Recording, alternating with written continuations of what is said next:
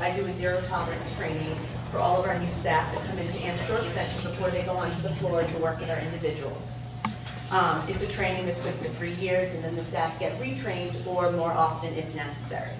So it's kind of difficult with our population especially. We have a big majority of our individuals who are non-ambulatory and nonverbal. So obviously if somebody's nonverbal, it's difficult to get across messages if they're being mistreated, abused, neglected, or even bullied. So what I always try to say too is you want to watch out for behavioral signs. Just because someone can't speak doesn't mean that there's not ways of them communicating to us. So I always try to say we look at their demeanor, their outward appearance. Has something changed over the course of time?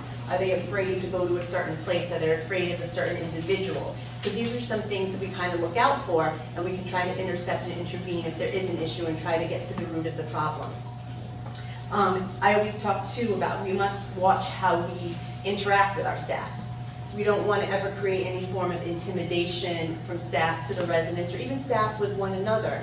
Intimidation can be a form using body language, gestures, things like that, where you might not realize that you could actually intimidate somebody, glaring at them, giving them certain looks. And then the other aspect of it, rough physical handling with our individuals. You want to make sure that you are, especially some of our guys who aren't able to move as fast, we want to make sure we're taking our time with them.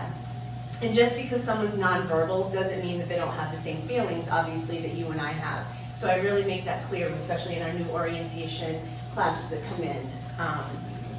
We want to make sure we take our time with our individuals, watching our interactions with our other coworkers, because they can pick up, our residents can pick up on any type of, if there's any issues with staff, one-on-one, they can pick up on that too. We want to, as far as bullying goes in classrooms, it can happen in the classroom, at school, it can happen in the community, and obviously can happen with our caregivers. We are staying in close communication for our school-age children who do go into the classrooms, who are in ESC classroom or in integrated classrooms. We stay in close contact with the ESC teacher, we attend all meetings, and we try to stay in close contact. So if there is something going on, we can identify any problems and kind of address it like that. And we want to make sure to prevent bullying, educating our staff, even with abuse, neglect, and even exploitation, to make sure they have an understanding of that. As Storck Center staff, we're all mandated reporters, meaning we report to the abuse hotline for abuse, neglect, and exploitation. And I always talk, I think I said a second ago, about behavioral signs to look out for. The outward appearance of the individual, change in demeanor could be a sign of, mistreatment. So we really try to see that. And my main focus when I do talk to new staff is just because somebody's in a wheelchair, somebody's non-ambulatory, non-verbal, doesn't mean that they don't have the same feelings. So I really try to communicate that to staff and make sure we're sensitive. When we're working with our individuals, a lot of our individuals do require 100% hands-on care for all activities of daily living, so we have to make sure we're sensitive in that area too. So I just kind of wanted to tie that into bullying, our clients that we have here at the center, and how we can try to prevent that. That's great.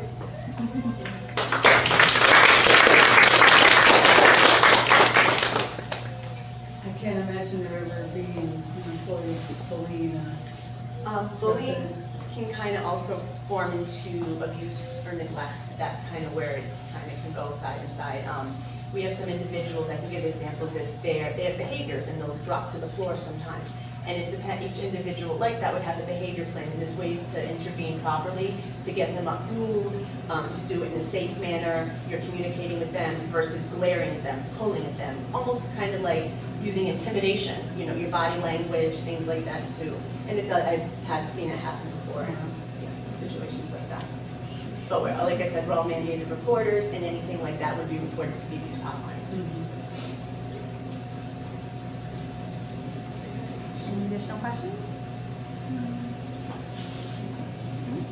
Any additional questions for any of our speakers?